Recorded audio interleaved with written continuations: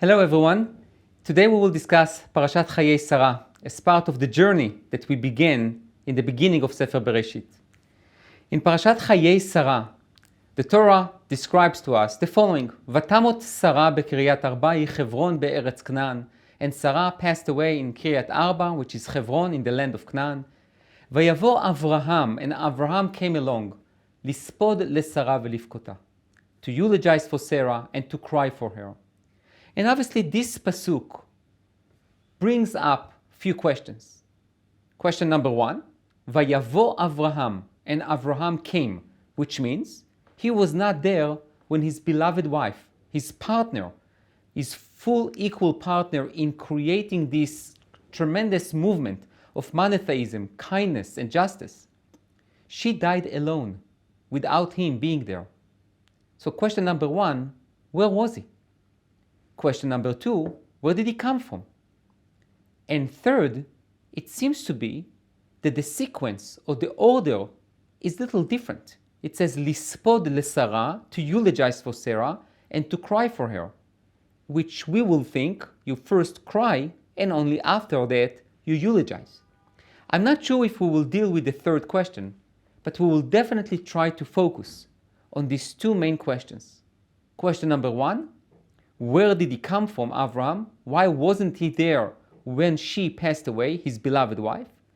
And second, where is Yitzchak? Yitzchak, his son. Obviously, Yitzchak was the only son for Sarah. You would expect that he will be there, if not at her death, at least in her funeral. So let's try to really understand and try to explore different explanations and interpretations with tremendous lessons to us about Sarah's death, Avraham, and Yitzchak, and I will call it a little bit of a family dynamic. So the Midrash in Bereshit Rabbah, which is a very early Midrash, says the following: Ela mehichan ba. It says Vayavo Avraham, and Avraham came, and the Midrash asks the question that we ask: where did he come from?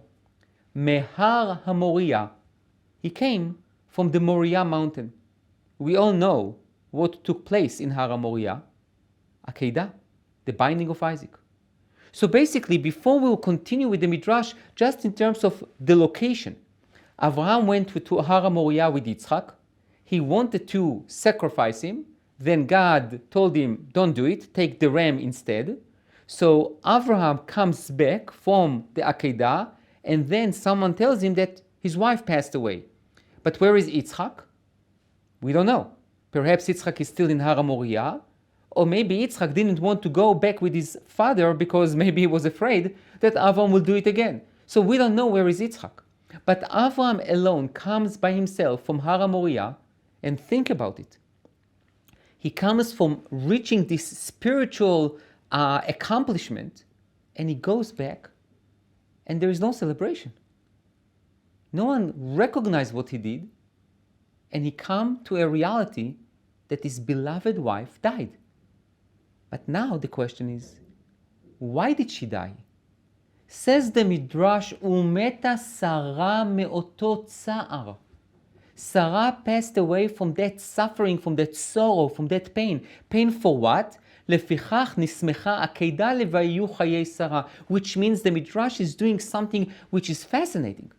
The Midrash links Sarah's death to the Akedah, which means we can probably open it to a few options. When Sarah woke up that morning and she looked and Avraham is not there and her beloved son Yitzchak is not there, she realized that something wrong went on here while she was asleep. And when she was trying to figure out what's going on, and she saw that Ishmael is not there and Eliezer is not there because Avraham took also them and asked them to stay at the bottom of the mountain, she realized that Avraham took Yitzchak for something that he didn't tell her.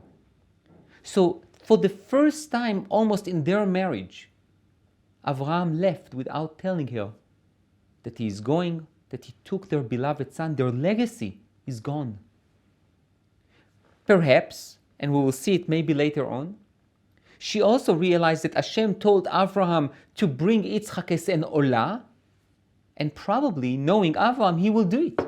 which means he is going to take their son, their legacy, their future, and he's going to bring him as an olah offering, as a sacrifice, and no more Yitzchak. If there is no Yitzchak, Sarah understands she will not be able to have more children. So what does it mean about my future? About what we created together? So there is a tremendous pain that Sarah feels, and that basically what kills her.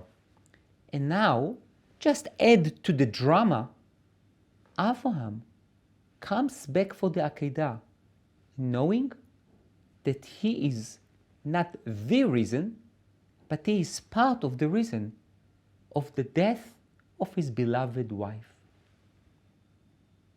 Even if we stop here for a second just to digest this Midrash, it's an incredible Midrash. In a way, the Akedah may be elevated Avraham and Yitzchak, but in a way, it killed Sarah. So the real person who was sacrificed was Sarah, not Avraham and Yitzchak. She could not bear the pain knowing that her son, her beloved son, her only son, will be taken away from her. So that's the Midrash. Rabbeinu Bachya said something really amazing. He says the following, ונראה לי, I think עוד, כי היה הכתוב ראוי שיאמר, it's supposed to be that the narrative will share with us that what, שיאמר ויבוא אברהם ויצחק לספוד לשרה ולבכותה. Here we have our second question. Where is יצחק? כי בוודאי ראוי היה יצחק לספוד לאמו הצדקת ולבכות עליה, שהרי החיוב בו גדול מאוד יותר ממה שהוא באברהם. יצחק is the person who is worthy, and not only worthy, he obviously has the right to come and to be at his mother's funeral, to eulogize for her. His obligation to his mom is much more than Avram had for Sarah. ועוד שהיא אהבתו אהבה יתרה שעלתה אותו לדרך הפלא, והייתה נפשה קשורה בנפשו. Rabbeinu Bachya adds to the drama. You have this older mother that gave birth to Yitzchak when she was old. And I'm sure that Yitzchak had admiration and love and tremendous commitment to his mother. So his absence is definitely cries out from the narrative, where is Yitzchak? Says Rabbeinu Bachya, אבל ייתכן לומר, he says, it might be an option to say, שלא ידע יצחק באותו הפרק שמתה אמו. Yitzchak did not know about the passing of his mother. כי לפי שמיתתה הייתה בשבילו בשמועת העקדה, because her death was as a result of him being bound on the altar, meaning in a way, because he agreed to listen to Abraham, his mom died, על כן העלימו מיתתה ולא הגידו לו. That's why Abraham knew that his wife died, that Sarah died, but he didn't want to tell Yitzchak. It will be too much for Yitzchak. As a son, to feel that I am maybe the cause, or at least one of the main causes of the death of my mom, that was something that Yitzchak will not be able at that moment to handle or to comprehend. ומן הטעם הזה, לא ראינו שיזכירנו הכתוב ליצחק כלל, לא במיתתה ולא בקבורתה. And this is the reason why the narrative does not mention Yitzchak at all, not at the time that Sarah passed away, and not at the time that we buried Sarah. גם מעת שנעקד על גבי המזבח לא ראינו. כשהרי הלכו אברהם ויצחק להר המוריה, כתוב בחזרה, וישוב אברהם אל נעריו, והיה ראוי שיאמר, וישובו אל הנערים, ולא הזכיר חזרת יצחק. רבינו Bachya also looks at the narrative very carefully, very meticulously, and he says, look, after the Akedah, only one person goes down. It was Abraham. It says, Vayashov el ne'arav. Abraham was the only one who went back, who descended the mountain. Where was Yitzchak? Yitzchak probably stayed on the top of Har HaMoriah. And that's what Rabbeinu Bachya says. He says, וייתכן, and it's possible, שנשאר שם בהר המוריה, that he stayed in Har HaMoriah 3 שנים, for 3 years. He meditated on Har HaMoriah עד שנשלמו לו 40 שנה, until he was at the age of 40, ונשא רבקה, and he got married with רבקה. ומפני זה לא נזכר שובו, עד שהביא לו העבד את רבקה. And this is why we don't hear about Yitzchak any detail, nothing. From the minute he went up to Har Moriah until Eliezer, Abraham's servant, brings Rivka to meet Yitzchak, we don't hear about Yitzchak a thing. Says Rabbeinu Bachya, why? Because he stayed on the top of Har Moriah, on the mountain of Moriah, for 3 years. So for 3 years he does not even know that his mother passed away. Talking about family dynamic, can you imagine? Abraham, his father, told him that God told him to take him on the altar. He put himself on the altar, then God told him, no, take the ram instead. Abraham goes down, Yitzchak stays on the top. Abraham goes to his wife's funeral, does not even think to tell his son that your beloved mother passed away, and Yitzchak is there for 3 years thinking that everything is the same. And then it says, רבינו בכיה says, ואז יזכרו הכתוב הוא שאמר, ויצחק בא מבוא באר לחי רועי. ובמדרש, ויבוא אברהם מהר המוריה, בא, שמעה בעקדה ופרחה נשמתה, ולכך נשמחה מיתתה לפרשת העקדה. So רבינו בכיה quotes the same Midrash we brought before, at source number 2, and he basically says, this is the link between Parashat Chayei Sarah and the end of Parashat Vayera, which was the binding of Isaac. So according to Rabbeinu Bachya, we have a very good answer, I would say a very shocking answer, but a very good answer for the question, where was Yitzchak? Yitzchak was on the top of the mountain for another 3 years. Not knowing that his mother died, he really knows that his mother died only when? 3 years later, when he comes from his journey from the Har Moriah, from the mountain of Moriah, he comes to Be'er Lachai Roi, that we will speak about that location a little later, and then he meets his wife, his future wife Rivka, and then someone, I guess, tell him, we forgot to tell you, 3 years ago, your mom passed away.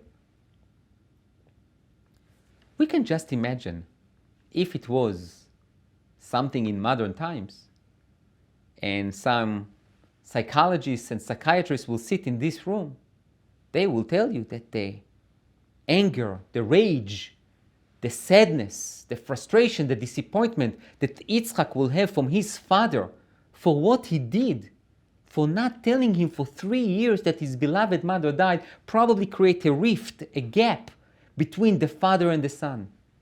And if there were some rabbis in the room, they will tell you that on their way to the Har Moriah, to the Moriah mountain, it says Yachdav, Avram and Yitzchak goes together, but now they will be separate. Is that so? Take a look at this pasuk. Source number 4. ויצחק בא מבוא באר לחי רועי, והוא יושב בארץ הנגב. The Torah states that prior to the meeting that Yitzchak had with Rivka, with his future wife, he came from where? מבוא באר לחי רועי. באר is a well. לחי רועי sounds familiar, but we don't know exactly yet what is this location. והוא יושב בארץ הנגב. And he dwells where? In the southern part of the land of Canaan. So,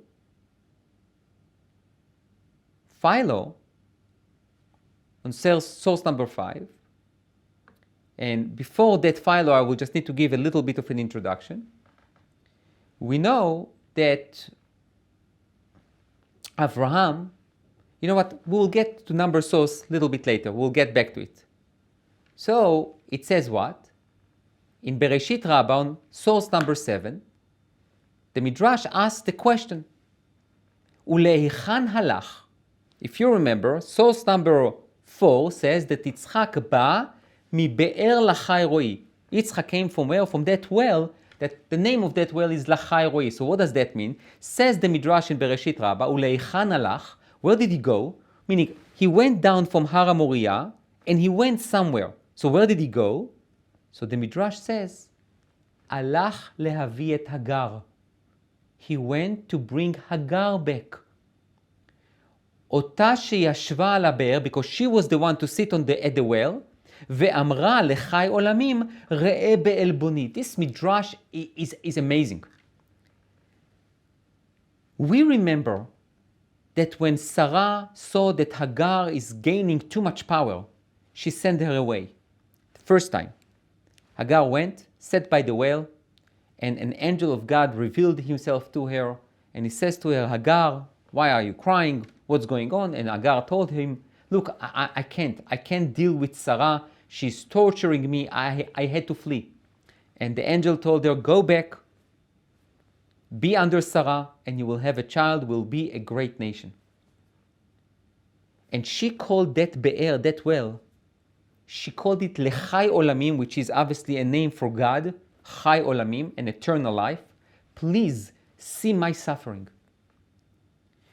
And she went back, and then Yitzchak was born, and then obviously Sarah told Abraham, get rid of Hagar and Ishmael. However, even if we can justify the entire idea of sending Hagar away because of what Ishmael did to Yitzchak and what the Midrash says that he wanted to kill him, or maybe because Hagar took too much power and she threatened Sarah and she threatened the future, whatever justification we can find for the fact that Hagar had to be sent away, it was some kind of a stain over Abraham's legacy. So now, Yitzchak comes down from Har HaMoriah, from the Akedah, after spending there 3 years. And now I am just creating a theory. On the way home, someone told him that his mother passed away. What does he do? He goes to find Hagar to bring her back to his father Abraham. This is an amazing act of kindness, but also some kind of an attempt to rectify what was done to Hagar. Which means Abraham took Hagar based on Sarah's suggestion, take her and we will have a child through her, ve'ibane mimena, and I will be built through her. The problem was not so much Hagar, it was Abraham. Abraham looked at Hagar not as just a surrogate mother, just as a womb to have a child. He saw her as his wife. And Hagar felt it too. Sarah understood that Abraham cannot have 2 wives and 2 children leading the legacy. There is only need to be 1 wife and 1 child. However, Hagar was elevated because of Abraham, and in a way we know Abraham really did not want to send Hagar and Ishmael away until Hashem had to intervene and say, Kol asher tomar elecha Sarah shma bekola. Everything that Sarah says to you, you should listen to her. But Abraham, he liked Hagar. He liked Ishmael. There are many midrashim that talks about the idea that Abraham, in secret, will go and check on Ishmael and see if he's doing well. Meaning he loved Yitzchak, don't get me wrong. But he also loved his other son, Ishmael. And he also probably had feelings towards Hagar, or at least he appreciated her. Yitzchak understood it.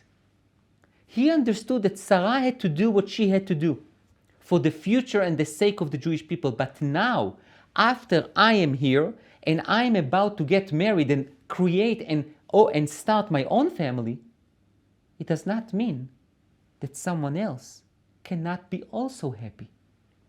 And I might rectify that stain that it's on Avram's family, that he in a very cruel way, so to speak, sent Hagar and Ishmael away. Which is an amazing attribute of Yitzchak. Think about it. He comes down from Har HaMoriah, for 3 years he is there. On the way, someone tells him that his mother died. he could probably say, okay, I'm going home, I'm not talking to my father, because for 3 years he left me there, did not tell me anything about my mom. I'm speaking obviously in modern terms. I don't want to talk to him. I want to create my own family, my own life, and that's it. Instead, this is our father Yitzchak. He is strong. He was able to survive the Akedah and to elevate himself to tremendous spiritual levels. He never lose sight of his sensitivity.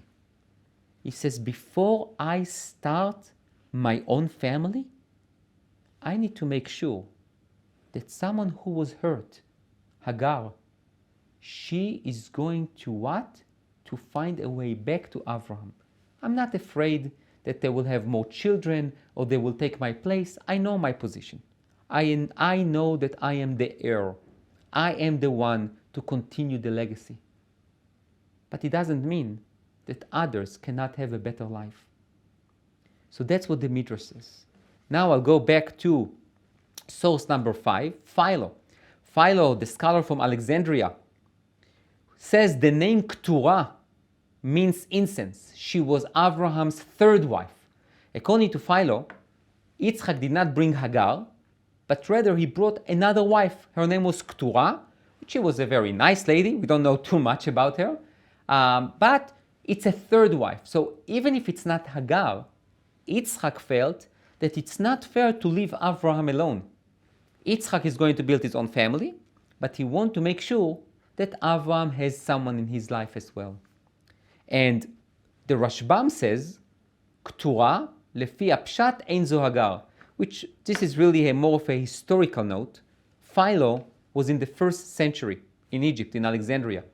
The Rashbam is 12th century in France. So even though most of the Midrashim says exactly what I quoted for you on source number 7, which means that Keturah is Hagar, the simple understanding that it's not Hagar. But even if you choose to say that Yitzchak brought Hagar back, or if you choose to say that Yitzchak didn't bring Hagar, but he brought a third wife to Abraham, the idea is Yitzchak wanted to make sure that Abraham is not alone. So if we now go to source number 8, we will see also something very interesting. The Midrash says, Maktiv lemala. What does it says above, meaning before that pasuk? Vayevia Yitzchak ha'ohela. We know that Yitzchak brought Rivka to his tent. But what tent? So the Midrash says that he brought her to his mother's tent, to Sarah's tent. So obviously Abraham was not there.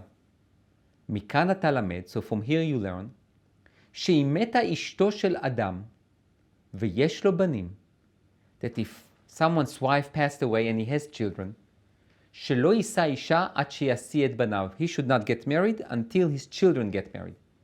Ve'achar kach yisa isha le'atzmo, shekach asa Avraham, that's exactly what Avraham did. Achar mitat Sarah, after Sarah passed away, esi et Yitzchak, he made sure that Yitzchak got married. Ve'achar kach nasa isha le'atzmo, and after that he got married, meaning Avraham. Minayin, how do we know that? Mima shene'emar, from what it says in the narrative, Vayevia Yitzchak, Yitzchak first brought Rivka to be his wife, ve'achar kach, and after that, Vayosef Avraham, and Avraham added another wife. Amar Yitzchak, Ani lakachti isha, ve'avi omed belo isha, ma asa, alach ve'hevi lo isha. This is an incredible midrash. This is a little bit of a later midrash, around the 7th, 8th century. And he says, Yitzchak says, I got married. I am happy. I'm building my own life. My mom passed away. I can't do anything about it. But I look at my father, and I'm sure that my father feels bad. It might be because of him, that he took me to the Akedah, that my mom died, or maybe because of me, but I can't change it anymore. But one thing I can do, which is, I can bring my mom back, but I can somehow make sure that my father is also happy. I don't want to start my life knowing that my father is not happy. So what's the name of that wife for Avraham? So רבי אומר היא הגר, היא כתורה. ולמה נקרא שמה כתורה? שהייתה קשורה כנוד. Which means, Rabbi says something interesting. Hagar never got married with anyone else. She was waiting to somehow return to Abraham, which means it means a lot about Hagar as well. Hagar felt that Abraham is the one. Yes, again, Sarah had to do what she had to do. She made a decision and God agreed with her decision to the extent that he had to intervene and to tell Abraham, you do what exactly she told you. However, it does not mean that Hagar was a villain. It just means that she was not the one or her son to carry the legacy of Abraham's family and to create the Jewish people. Hagar kashra atzma kenod, meaning she basically secluded herself from any other man, waiting, anticipating, perhaps she will go back to Abraham, and if not, she will not marry anyone else. This is also some kind of a commitment and dedication to her beloved husband, Abraham. ורבותינו אומרים אישה אחרת לקח. And our sages says that maybe it was a different woman. ומה הטעם של רבי שאומר הגר היא כתורה? So why Rabbi says that Hagar is ktura? The easiest thing to say that ktura is ktura, just another woman. Why to say Hagar? Says the Midrash שכתוב ביצחק ויצחק בא מבוא באר לחי רואי, because it says regarding Yitzchak, and Yitzchak came from the well, that the name of that well is באר, a well, לחי, for the living entity רואי, אותה שכתוב בה ותקרא השם הדובר אליה, אתה אל רואי. Hagar named that well, אתה, God, my God, רואי. You are the one who can see me. You couldn't see how much I suffered in order to stay with Abraham. מכאן אתה למד שהיא הגר. דבר אחר, another interpretation, למה נקרא שמה כתורה? Why her name was כתורה? שנעים מעשיה כקטורת. That her actions, her behavior, her attributes are nice, are appropriate. So again you see that Abraham, even though he did what he did in terms of taking Yitzchak to the Akedah, in terms of not telling Yitzchak about the passing of his mother, Yitzchak, from his perspective, is interested in only one thing. I want to make my father happy.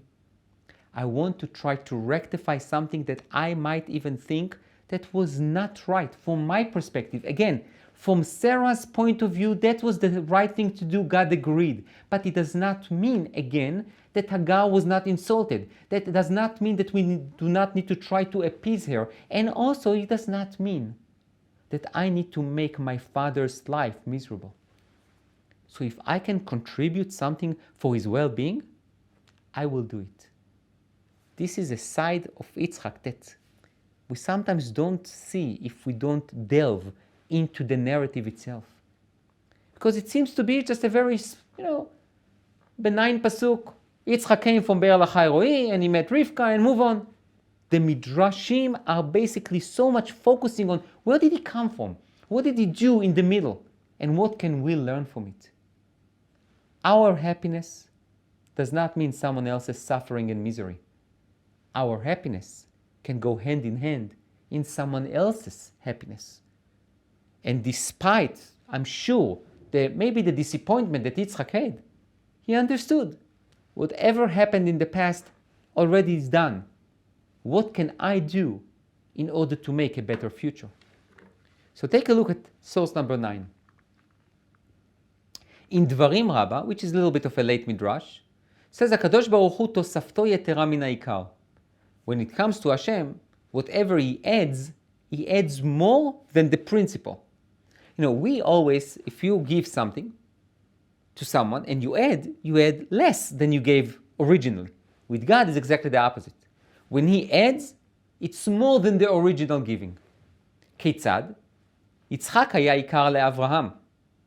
ומה שהוסיף לו יותר מן העיקר, שנאמר ויוסף אברהם ויקח אישה, and really there's more to that pasuk, which is, Avraham had only one child from Sarah, and he had only one child from Hagar. However, after Abraham added a third wife, it might be Hagar, his second wife, or a new wife, he had more children. And from here you learn that what? That Abraham, after his marriage with this third wife, he had more children. And that's exactly what the Pasuk says. The Pasuk says that Avraham olid banim uvanot. He had many children. But then obviously the question is, just 1 second, it's puzzling here. He had no children for dozens of years. And then he has Ishmael. And then God makes a miracle and he has Yitzchak. You would think that, as we say in Hebrew, must speak. But then, with his third wife, he has more children. So what's going on? Why God will, quote unquote, allow it to happen, such a miracle to have now more children, when Avraham is probably around 140 years old? Why should he have more children? Especially when Yitzchak is the only child from Sarah. Wasn't he afraid that those children will basically overthrow Yitzchak? Says Rabbi Yitzchak Dona Barbanel, 15th century in Spain. Says, אבל אחשוב אני בדבר הזה שהשם יתברך העיר את רוח אברהם לעשות כן לסיבות. Says, I think that Avram wanted to get married and to have more children for the following reasons. הראשונה, the first reason. לקיים דברו אשר אמר ונתתיך לגויים כי אב המון גויים נתתיך. וזה יוכיח שיהיו עתידים לצאת ממנו גויים שונים ואומות מתחלפות זו מזו. First reason, God told Abraham, I will make from you Av Hamon Goyim, you will father of all nations. If you have only Ishmael and Yitzchak, that's not all nations. That's 2 nations. You need to have more. So, first reason, in order to fulfill God's promise to Abraham, Abraham had to have more children. There's nothing to do with Yitzchak. Yitzchak is going to be what we call the Yoresh, the heir. He is going to carry on Abraham's legacy. But don't forget, there is some kind of a duality in Abraham's mission. On one hand, כי ביצחק יקרא לך זרע, which means Yitzchak will be your direct descendant. However, you also need to be a father of all nations. You have this duality between what I will call the particular, the singular Yitzchak, and the universal. So Abraham still did not fulfill his obligation and his commitment and his responsibility to the other nations. They don't exist. Therefore, Abraham has more children in order to fulfill the second component of that covenant, the covenant of being a father for all nations. וסיבה שנית, and the second reason, להודיע שאם היות שאברהם קודם שנימול אמר על לבן 100 שנה ייוולד, כי היה דבר זר בחוקו מאוד, הנה אחרי מצוות המילה החליף כוח העלה עבר כנשרים, ובזקנתו וישישותו לקח אישה והוליד בנים רבים, להודיע שקובע השם יחליפו כוח. So now there is a religious reason, which is, you would think that he was old, he was just circumcised, so perhaps he lost his ability to have children. God teaches us that exactly the opposite. קובע השם, people who hope to God, יחליפו כוח, יעלו עבר כנשרים. They will be stronger, they will be even more powerful, they will be able to create even more. ושלישית, and the third reason, מפני שישמעאל היה מתנשא לאמור, שגם הוא היה בן אברהם והגר, אמו הייתה אשתו, כשרה, ולכן יהיה יורש בנכסיו כיצחק. ולכך רצה השם שאחרי מות שרה ייקח אישה אחרת כתורה, ויוליד ממנה 6 בנים, כי בזה יסגר פניו של ישמעאל, להיותם כולם בני אברהם כמוהו.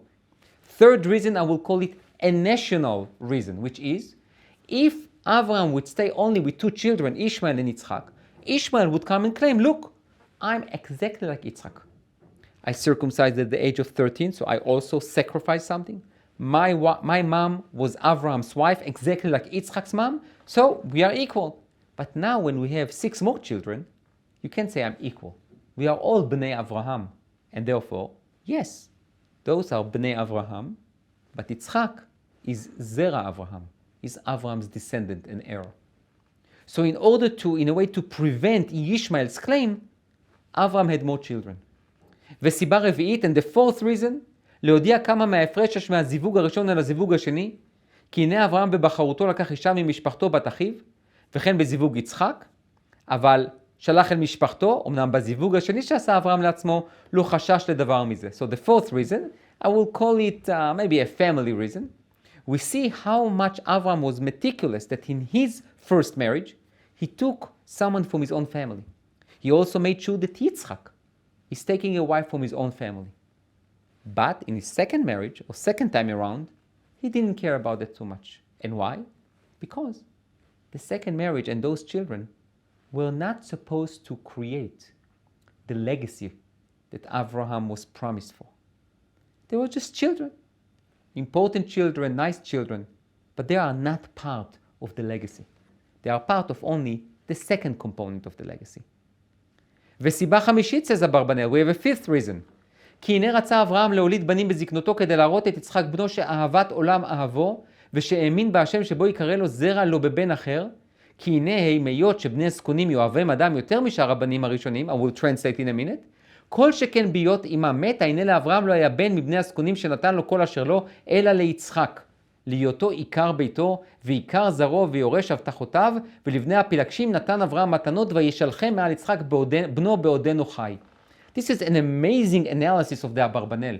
He says, in order to prove to Yitzchak that he is the heir, Abraham has more children, and mostly, when you are in an older age and you have mezinkales, which means the youngest children, you give them their legacy, you give them your love and your commitment. What did Abraham do? Amazing. He had those children in his older age, and he probably loved them. But what did he do? He gave them gifts and sent them away. And the only one remained, and the only one remained standing, is Yitzchak. So basically, in order to reinforce the idea that Yitzchak is my heir, that Yitzchak is the one to carry my legacy, says Abraham, I'm going to have more children, I will send them away while Yitzchak is alive, to show Yitzchak is the one to carry my legacy.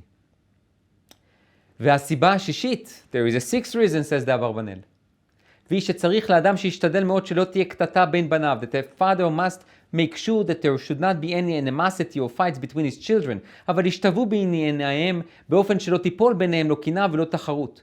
And they should try to bridge the gap and to try to settle all their differences, so there will be no animosity, no competition. And then says the אברבנאל, ואין ספק, I have no doubt in my mind, says the אברבנאל, שישמעאל הייתה לו שנאה גדולה עם יצחק, מפני שבעבורו גורש מביתו. I think, even though, unlike with Esav and Yaakov, that the Torah states that Esav wanted to kill Yaakov, with Ishmael we think that he just left, and he had no bad feelings towards Yitzchak. No, says אברבנאל. That's against nature. I'm sure that Ishmael hated Yitzchak, because he blamed Yitzchak for his expulsion. גם להיותו בן שרה אשר גירשה אותו מסתפח בנחלת אביו. And he remembers his stepmother, Sarah. She didn't like him, he remembers it. ומפני זה רצה אברהם להוליד בנים אחרים כדי שיגרשם מביתו מארצו כאשר ישמעאל, כי בזה תסתלק חמת ישמעאל. ויחשוב שגירושו לא היה בלבד מפאת שרה, אלא מאת השם. Abraham also felt little bad that Ishmael thought that he was expelled because of Sarah. He wanted to show him that really the expulsion from my home, it's not because of Sarah. It's because of what that God wanted. And therefore, my additional children that came late in my life, that I obviously love them, but I send them away. I send them away because that's what God wants. God wants only one son to be in that house. It's Yitzchak. All the rest of you, you can carry parts of my legacy. You should be kind. You should be monotheist. You should be just. You should be generous. You should be good people. But the one to carry my true legacy is Yitzchak. Says the אברבנאל, ולכן נשארו יצחק וישמעאל אחים ורעים, ונתכבד ישמעאל יותר מבני קטורה בשהוא עם יצחק קברו את אברהם אשר לא זכו בני קטורה לעשותו, וגם בזה הייתה מיתת אברהם בשיבה טובה, שראה את ישמעאל ויצחק שלמים ומוסכמים באהבה רבה. This is a beautiful interpretation. Basically, the Abarbanel says, because of what Abraham did, because he was able to send a message to Ishmael, I had to expel you not because of Sarah, and not because I don't love you. I love you. But God wants only one person to continue my legacy, and it's not you. You can be a great nation. I believe in you. You should cooperate with Yitzchak. And Abraham, in his funeral, Ishmael and Yitzchak were at the funeral. Unlike when Yitzchak died, Esav and Yaakov were enemies. Yitzchak and Ishmael were friends. As Abarbanel says, Re'im, Achim ve'Re'im, they were brothers and they were friends. Because Avraham in his wisdom was able to bring them together. And to tell Ishmael, it's not because of Sarah. God wanted it that way. But you can still be a great nation. You have something that I gave you. You are a Ben Avraham. You are a son of Avraham, not of Sarah. Yitzchak is the son of Avraham and Sarah. He is the one. But it doesn't mean that you are nothing. And I think that goes back to what I suggested before. Yitzchak also had this idea.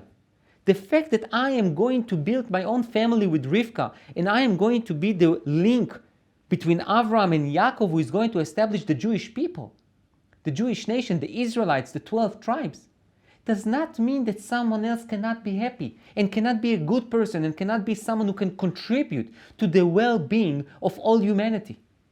In Avraham's mind is, Yitzchak will continue on my legacy, will carry on this duality of all the covenant that God gave me, but there are going to be helpers. He needs helpers. We need everyone to be part of this incredible monotheist movement, which does not only believe in one God, but is kind, and is just, and is generous, and is sensitive. So then the Abarbanel continues on, and he says, ויוסף אברהם ויקח אישה ושמה קטורה. And Abraham took another woman and her name is קטורה. He brings a midrash that says, אשרי האיש אשר לא הלך בעצת רשעים. Praiseworthy is the person, it's from Tehillim, that didn't walk or didn't follow the advice of the wicked, the דור הפלגה. This is the generation of the פלגה, the Babylonian tower. ובדרך חטאים לא עמד, in the path of the sinners or the transgressors, he didn't stand, אלו אנשי סדום, those are the people of סדום. ובמושב ליצים לא ישב, and he didn't sit in a place of jokers and people who don't care, זה אבימלך. So who is this person? It was Avraham. Avraham taught himself Torah from his inside, from his innards. And then, I'm skipping to the third line from the end, והיה כעץ שתול על פלגי מים. He will be like a planted tree, like a rooted tree on the river. ששתלו הקדוש ברוך הוא בארץ ישראל, that Hashem planted Avraham in Eretz Israel, אשר פריו ייתן בעיתו, that he will give its fruits at its time, זה ישמעאל. This is Ishmael. ועלהו לא ייבול, and his leaf will never be extinguished or will never fade away, זה יצחק. וכל אשר יעשה יצליח, and everything that he will do, he will be successful, אלו בני קטורה. שנאמר ויוסף אברהם ויקח אישה ושמה קטורה. According to this midrash, and the Abarbanel brings it in a beautiful way, there is a tree. This is Avraham. He has the roots. He is connected to the water. And he has fruit that comes in its time. That was Ishmael. There was no miracle. Avraham was with Hagar and they had a child. But Yitzchak is the aleh. Maybe it's not the most beautiful thing, it's not like the fruit. But the fruit comes and goes. The aleh never fades away. This is where Ishmael and Yitzchak. Yitzchak stays forever. It's eternity. Ishmael comes and goes. And kol asher yaseh yatzliach, and everything that this tree touches, there is shade, there is wood. That's the Bnei Torah. Those are the children that Avraham had late in his life, which means, and this is the beauty that sometimes we lose sight of. Yes, we are the chosen ones, for sure. but it does not come necessarily on the expense of others. Exactly the opposite. We want everyone to be connected to the tree. Just to know. No one needs to replace anyone. Everyone should be happy in the portion, the position that they received from God. If we are the alim, we are the leaves, we stay forever. Ishmael needs to understand they are the fruit, beautiful fruits. Sometimes they are there, sometimes they are not. But when they are there, they are beautiful, they are adding to the tree. And the shade also. Sometimes it's good, sometimes it's not there, but when it's there, it's beautiful. We encourage others to join that tree, to join Yitzchak. In a different perspective, I would like to suggest that perhaps we can also look at that in a different way. If the message until now was that basically Yitzchak and Avram, they are both pushing and encouraging to the idea that, you all need to join me. You just need to understand that I am the one, I am the leader, and you're going to join me. And it's not mutually exclusive. It's exactly the opposite. We will complement each other. We will basically make us together as a wholesome people. Perhaps also there is a point of highlighting the fact that Yitzchak was chosen. And I would like to compare it a bit to what we see in Melachim Aleph, in Kings A. ותבוא בת שבע אל המלך החדרה, והמלך זקן מאוד, ואבישג השולמית משרת את המלך. So Bathsheba, you remember her from David and Uriah? So Bathsheba was one of David's wives, and she comes to the room where David is. David is already old. That also reminds us a little bit that Avram was old. ואבישג השולמית, and there is another woman there in the room. And she is like David's maidservant. ותיקות בת-שבע ותשתחו למלך ויאמר המלך מה לך? So Bathsheba bows down to the king, and the king says to her, Bathsheba, my dear, what's going on here? ותאמר לו, אדוני, אתה נשבעת בהשם אלוקיך לאמתך, you, my king, you took an oath in the name of Hashem. כי שלמה בנך ימלוך אחריי, והוא ישב על כיסי. That Shlomo, my son, our son, will sit on your throne. He will be the king. ואתה הנה אדוניהו מלך, ואתה אדוני המלך לא ידעת. And now, one of his half-brothers, Adoniah, he claims that he is the king. And you, my king, David, you had no clue. ויזבח שור ומריב וצאן לרוב, ויקרא לכל בני המלך. And Adoniah makes a feast, and he calls everyone, but obviously he does not call not Shlomo, and Aviatar HaKohen, ויואב, he didn't call them to come to the feast. ואתה אדוני המלך, and now, my Lord King, עיני כל ישראל עליך, להגיד להם, מי ישב על כיסא אדוני המלך אחריו? Everyone is puzzled. Who should be the one? David HaMelech had many children. Who is going to be the one to sit on his throne? ויקיש אדוני המלך עם אבותיו. And if you're not going to say anything and you're going to die without telling the people who is going to be your successor, הנה הייתי אני ובני שלמה חטאים. Shlomo, my son, and myself will be missed. Basically, we will be lacking the fulfillment of your oath. And then she speaks to the king, and Natan HaNavi, Natan the prophet, comes along. And he also bows down to the king, and he says to the king, look, it seems to be that Adoniah, one of your children, he appointed himself as a king, and is that true? So I'm skipping a bit, and I'm going to the 6th line from the end. ויען המלך דוד ויאמר. And King David says, ויאמר קראו לי לבת שבע, ותבוא לפני המלך ותעמוד לפני המלך. Says, call Bathsheba again, bring her back to the room. וישבע המלך ויאמר, and David took an oath again and says, חי השם, אשר פדה את נפשי מכל צרה. I take an oath in God who saved me from every suffering, tribulation and sorrow. כי כאשר נשבעתי לך בהשם אלוקי ישראל לאמור כי שלמה בנך ימלוך אחריי, והוא יושב על כסי תחתיי, כי כן אעשה היום הזה. I promise you, the oath that I took many years before, I am going to fulfill. Shlomo will be the successor. All the rest of them can help him, but he will be the successor.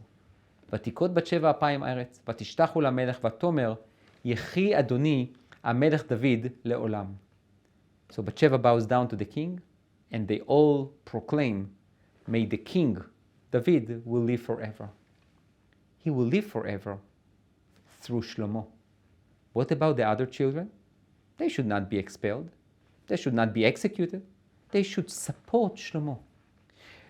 And how do we do it? Because we all understand it's pretty naive to think that if someone else is being appointed as the successor, so all the other brothers and sisters who also thought that they are worthy to sit on David's throne will just clap their hands and say, yeah, we love Shlomo. The idea is, this is what we call small politics. But if you understand that there is a greater goal, if you understand that you live your life for a larger reason, you understand that, yes, okay, someone was chosen to be the successor, because I also understand only one leader can lead. We can't have multiple leaders. We need to have one leader who leads the people. But it does not mean that I cannot contribute my expertise and my good things, or my good midot, my attributes, or my talent, or my cognitive abilities in order to create a wonderful kingdom.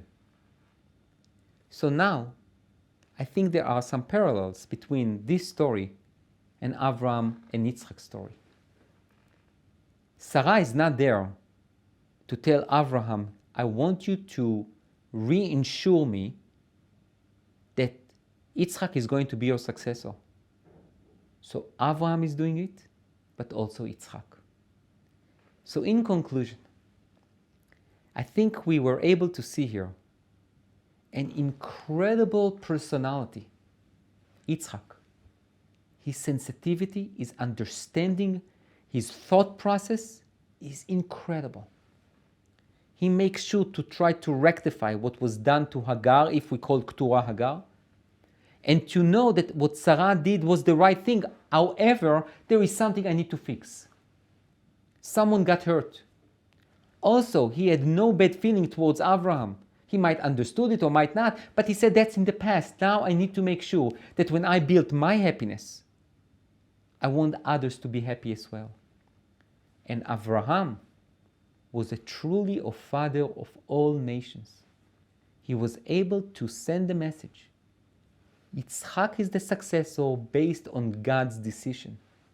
But I expect you, all my children, to help him. Avram was successful with Ishmael for a while. After that, it faded away. But it's definitely up to all of us to realize the fact that we were chosen gives us responsibility as leaders. A good leader inspires other leaders. He creates other leaders as well, even if they are not in his or her position. To help a leader to be part of something that it's much larger and bigger than you. So satisfying and so fulfilling.